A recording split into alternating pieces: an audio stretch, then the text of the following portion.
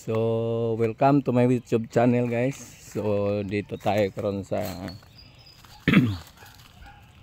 sa aking probinsya. Mag-vlog tayo, guys, sa dito sa kabilang bundok dito sa malapit lang sa amin. Sa bahay ko. So, medyo bundok-bundukin dito 'yan, guys, eh. So, mag-vlog tayo ito karon sa tumatanim ng mga mais o corn. So dito, guys, pupuntahan natin.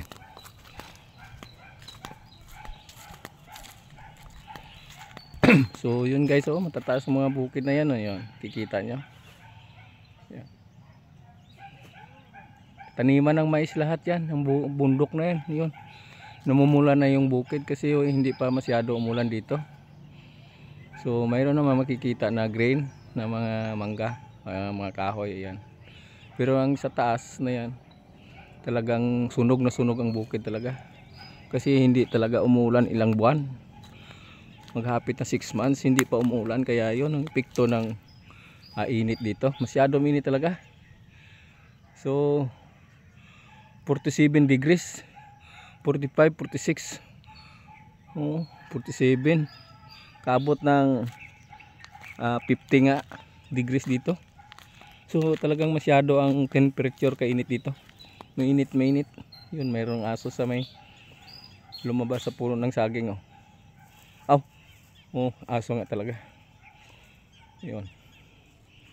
Pag akala ko kambing, so aso pala. So yun, makikita mo yung medyo mahawa na yung mga mais na yan, guys. Kaso lang hindi pa nataniman. So yun, numpisahan nila sa pagtanim. So talagang mainit, no? Ayan, talagang mainit. Nag-umpisa na si haring araw. So yun, tatanim sila yan, So yun.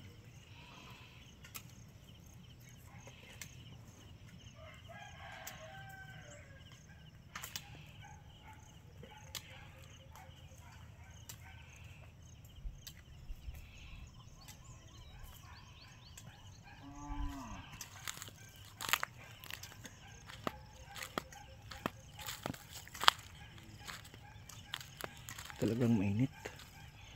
Ayan. Yan.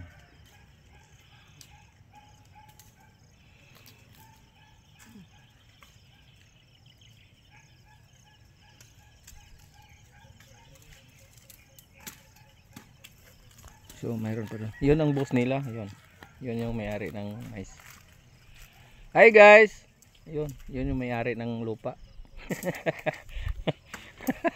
Ilang hektarya ba to, boss? Yung tinataniman ng mais, boss?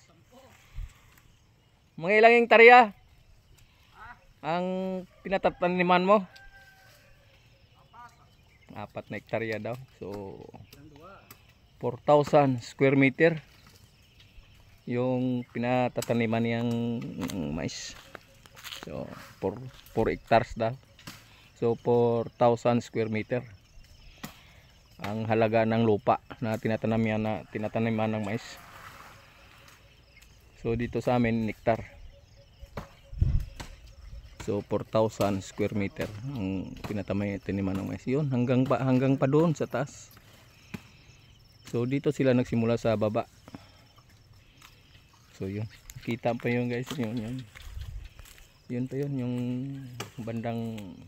banda doon. Medyo malinis na yun, medyo malinis yun, tataniman pa yan nila. So yun, siya. So yun, guys, ang kikita yung mga green kahoy.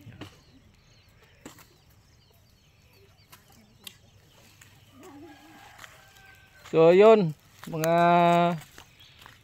supporters, makikita nyo sa tibuok na channel ko, makikita nyo, mamaya i-load ko to, i-upload ko to, i-search nyo lang sa YouTube channel ko. So yun lang, guys, thank you. So makikita nyo yun mamaya. So thank you, guys, bye bye, peace.